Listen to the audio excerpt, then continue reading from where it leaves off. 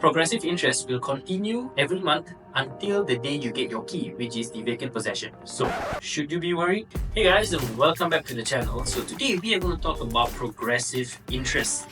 Now, a lot of you don't know what it is until you buy your first home and realize that you have to start paying even though your house is not completed yet. So, what is progressive interest? Let's get into it. So progressive interest is the interest that you have to pay because your bank has released a portion of your loan to the developer. Now, sounds confusing, but let me break it down for you. Before we go further, let me explain to you guys why they came up with this rule. So back in the day, when you were to buy a property and you applied for a loan, even though your property is not completed, the bank will release the full amount of money to the developer. Some developers are not so honest. Once they get all the money, they just up and leave. Then the project becomes abandoned. So back then, the HDA Act, Housing Development Act 1966 came about and they made some changes along the way.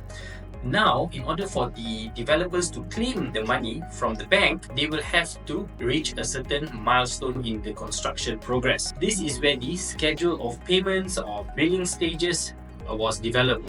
So during a project's construction lifespan, they will reach certain milestones such as the completion of the foundation, the completion of the car park floors, the completion of the facility floors, the completion of the units above. And then they have the completion of the doors and windows, the electrical and pipings. So the government has decided that once you have completed certain milestones, only then you can claim a certain amount from the bank. So according to this Schedule H, once they have completed the foundation, only then they can claim 10% from the bank. So once the bank releases that 10% to the developer, that is when the bank will charge you progressive interest. So how do we calculate progressive interest? Well, it's very simple.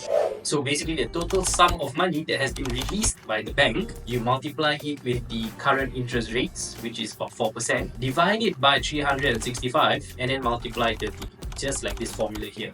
Once you do this, you will know exactly how much interest you have to pay until the next release of payment. Now, progressive interest is only for under construction projects. If your project has already been completed or the house that you want to buy is already done, people are moving in, you don't have to pay progressive interest. Progressive interest will continue every month until the day you get your key, which is the vacant possession. So, should you be worried?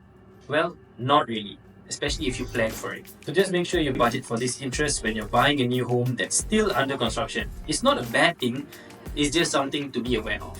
Check how long will it take for your house to complete. The longer it takes, the more progressive payment that you are paying. For a 1 million ringgit property, over the course of 4 years at 4% interest rates, you are estimated to be paying about 30 to 40,000 ringgit in total interest payments.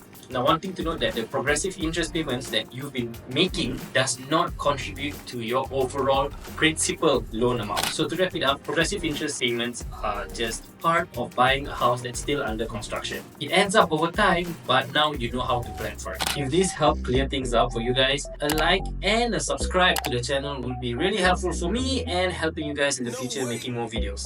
Leave a comment if you've ever paid progressive interest or if you have any questions. I'll catch you guys in the next one. Peace out.